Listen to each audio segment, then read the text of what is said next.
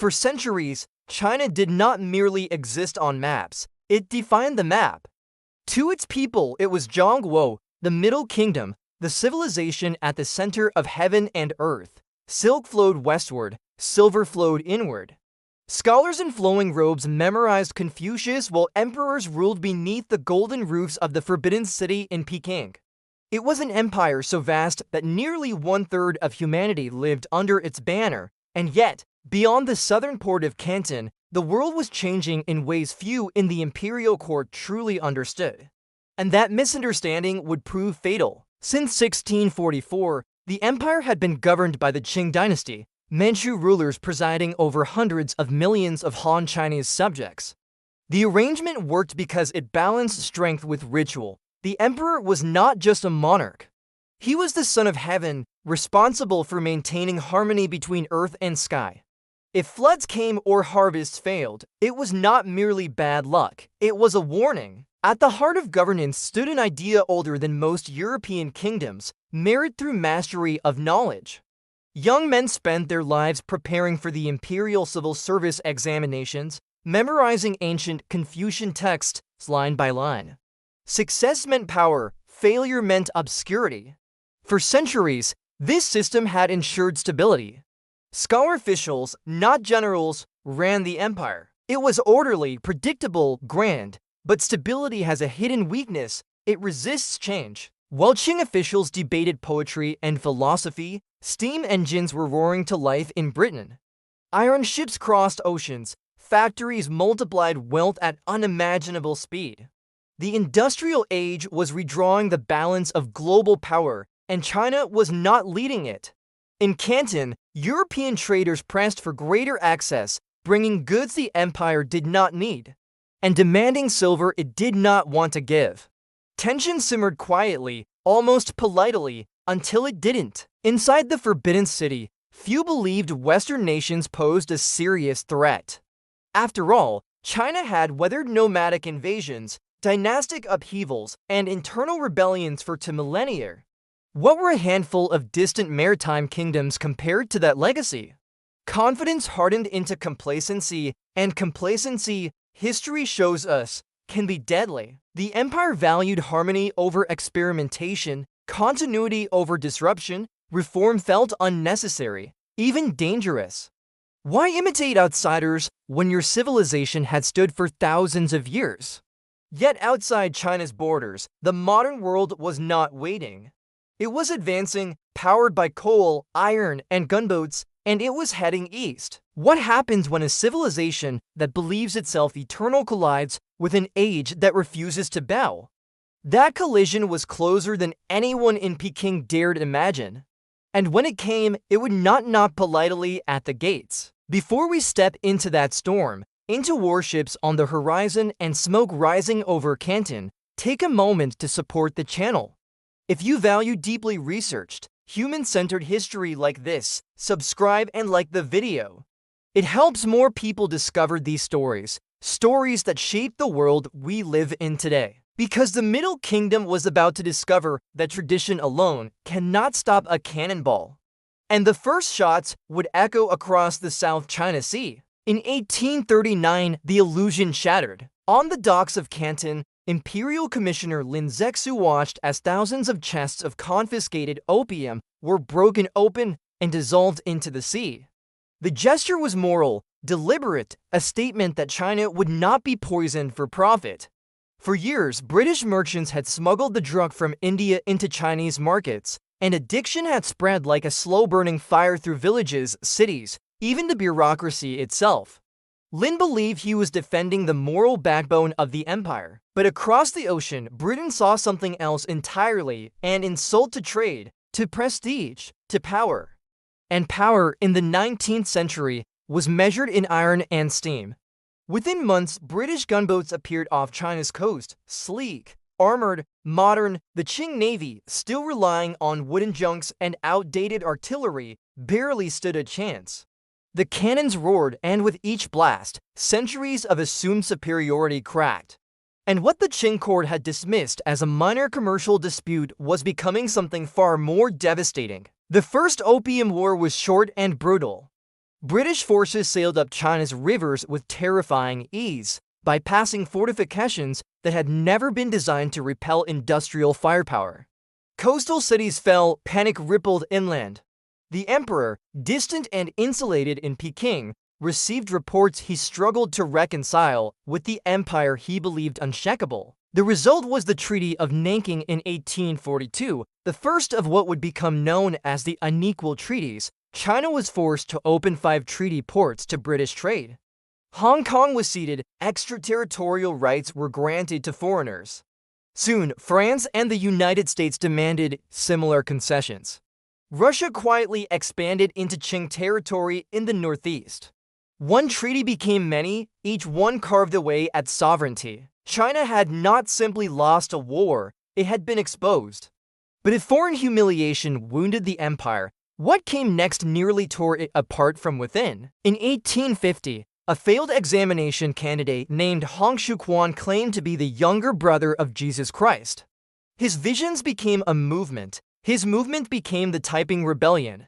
What followed was one of the deadliest civil wars in human history. Entire provinces descended into chaos, cities were captured and recaptured. The Yangtze River ran red with blood. An estimated 20 to 40 million people died, soldiers, civilians, families caught between rival armies. The Qing Dynasty survived, but only barely.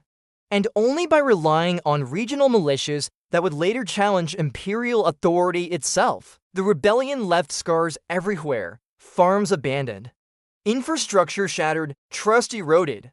The dynasty still wore its imperial robes, but beneath them it was bleeding, and then came the final insult. In 1894, China went to war with Japan over influence in Korea. For centuries, Japan had looked to China as a cultural elder. But Japan had modernized rapidly during the Meiji Restoration, embracing Western technology and military organization. When their fleets clashed, the outcome was shocking. Japan's navy crushed the Qing forces decisively. The Treaty of Shimonoseki forced China to cede Taiwan and recognize Korean independence under Japanese influence. The message was unmistakable. If Britain's victory had been humiliating, Japan's was existential. An Asian neighbor, once influenced by Chinese civilization, had surpassed it. Newspapers abroad mocked China as the sick man of Asia. Within the empire, anger simmered. Scholars debated reform, officials hesitated. Ordinary people whispered that heaven's mandate might be slipping away. And when people begin to believe that heaven has withdrawn its favor, revolutions are never far behind. In the streets of northern China, resentment was transforming into something more volatile. Something militant, something ready to explode. By the turn of the 20th century, China was no longer simply wounded, it was seething. Railway lines cut through ancient landscapes like foreign scars. Mission churches rose in towns where ancestral temples had stood for generations. Foreign soldiers walked the streets of treaty ports with legal protections no Chinese citizen could claim in their own land. Every concession, every indemnity payment, every missionary protected by foreign guns deepened the feeling that something sacred had been violated. And in the villages of northern China, anger began to take on flesh and bone, forming secret societies that believed they could summon divine power to drive the outsiders away. They called themselves the Hequan, the Society of Righteous and Harmonious Fists. To Western observers, they were simply the Boxes, named for their martial rituals and disciplined movements. But to many rural Chinese, they were something else entirely, defenders of tradition, protectors of the realm. They believed that through spiritual practices and invocations, they could make their bodies impervious to bullets. It sounds desperate now, but desperation was everywhere. Drought had devastated crops. Foreign economic penetration displaced livelihoods. Rumors spread that missionaries kidnapped children and desecrated ancestral graves, fear mixed with fury. Soon, Boxers were attacking railway stations, burning churches, killing Chinese converts to Christianity. Their slogan rang through villages and towns: support the Qing, destroy the foreigner. In Peking, the imperial court watched nervously. At its center stood the formidable Empress Dowager Cixi, a woman who had ruled from behind silk screens for decades, outmaneuvering rivals and preserving Qing authority through sheer political instinct. She understood the danger of the boxes, but she also understood the danger of appearing weak. And in a moment that would alter China's fate, she chose to side with the uprising, believing it could be harnessed to push the foreigners back without destroying the dynasty itself. It was a gamble. In June 1900, thousands of boxes poured into Peking. The Foreign Legation Quarter, a small enclave housing diplomats and their families, was surrounded. Barricades went up, gunfire echoed through narrow streets. For 55 days, the legations endured siege conditions, rationing food, digging defensive trenches, waiting for reinforcements that might never arrive. Inside the Forbidden City, the Qing court declared war on the foreign powers: Britain, France, Germany, Russia, Japan, the United States, Italy, and Austria-Hungary. 8 nations now stood united against China, and the empire had neither the unity nor the modern military to withstand them. When the Allied relief force finally marched toward Peking, it did so with discipline and overwhelming firepower. 20,000 troops advanced, cutting through Boxer resistance and Qing defenses alike. By August, the capital fell. Foreign soldiers looted palaces. Artifacts were stolen. Civilians suffered atrocities. The imperial court fled westward in disguise. The Son of Heaven's government was now a fugitive within its own land. The aftermath was merciless. The Boxer Protocol of 1901 imposed an indemnity so vast it would take China nearly 4 decades to repay. Foreign troops were permanently stationed in the capital. Defensive fortifications were dismantled. Sovereignty, already fragile, felt almost ceremonial.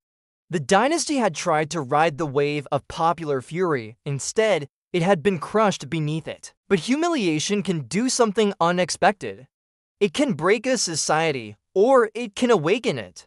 And in the quiet after the smoke cleared, amid the rubble of pride and power, a new question began to take root in the minds of students, reformers, and exiles: if the dynasty could not protect China, perhaps the dynasty itself was the problem. If you're finding this story powerful, this is the moment to subscribe and like the video. It helps others discover these deeply human turning points, the moments when entire civilizations stand at the edge of transformation. Because China was standing there now, and somewhere beyond the ruins of imperial authority, a revolutionary voice was preparing to rise. The shock of 1900 lingered like smoke after a fire. Inside the Qing court, reality could no longer be ignored. The empire that had once considered itself the center of civilization had been invaded, occupied, and fined into submission. Even the most conservative officials understood that survival required change. And so, almost overnight, reforms that would have once seemed unthinkable were set in motion. The ancient civil service examination, cornerstone of Confucian governance for over a millennium, was abolished in 1905. For generations, it had defined ambition, morality, and power. Now it was gone. In its place came modern schools teaching science, engineering, and Western political thought. Students were sent abroad, to Japan, to Europe, to America, to study the very systems that had humiliated China. A new army was built in the north under General Yuan Shikai, the Beiyang army organized along modern lines, trained with modern weapons, loyal not simply to the throne but to its commanders.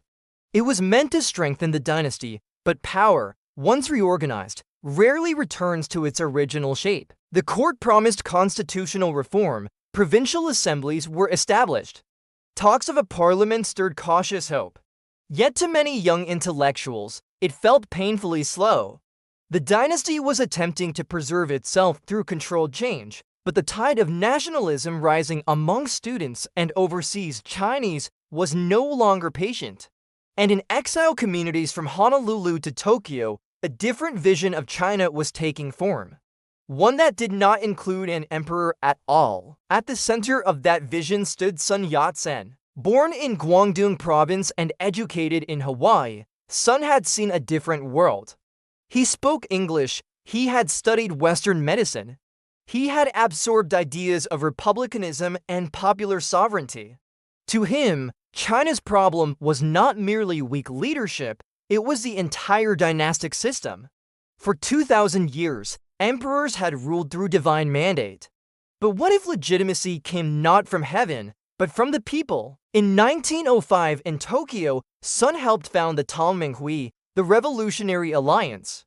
Its goal was clear: overthrow the Qing Dynasty and establish a republic.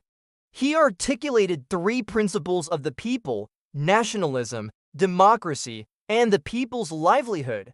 They were bold, radical, dangerous, yet they resonated deeply with students, soldiers, and reformers who had watched their country humiliated too many times. Meanwhile, fate delivered another blow to imperial stability. In November 1908, Empress Dowager Cixi died after nearly half a century of dominating Qing politics. Within days, the Guangxu Emperor also passed away under suspicious circumstances. The throne passed to a 2-year-old child, Pui. An infant now symbolized the continuity of a dynasty already trembling. An empire of hundreds of millions was being held together by tradition, ritual, and a toddler. Across the provinces, frustration intensified. Railway nationalization sparked protests. Soldiers trained in modern methods began questioning old loyalties. Secret revolutionary cells multiplied. The dynasty still stood, but it felt hollow, like a great tree whose core had rotted unnoticed. Then in October 1911, in the city of Wuchang, a bomb accidentally exploded in the quarters of revolutionaries. Their identities were exposed. Arrest was imminent, they chose to rise instead. What began as a desperate act of survival ignited a chain reaction. Province after province declared independence from the Qing. The revolution spread with stunning speed. The Beiyang army under Yuan Shikai became the decisive force, negotiating, maneuvering, calculating. By early 1912, the inevitable could no longer be postponed. The last emperor, Pui, abdicated. With his single decree, over 2,000 years of dynastic rule came to an end. China did not collapse into nothingness, it transformed. The Middle Kingdom had been dragged, painfully and violently, into the modern age. Foreign imperialism had exposed its vulnerabilities, internal rebellion had tested its limits. Failed reform had revealed the exhaustion of an ancient system. And from humiliation and crisis had emerged a new idea that China's strength would no longer rest in divine mandate, but in national awakening. The age of emperors was over, the age of revolution had begun.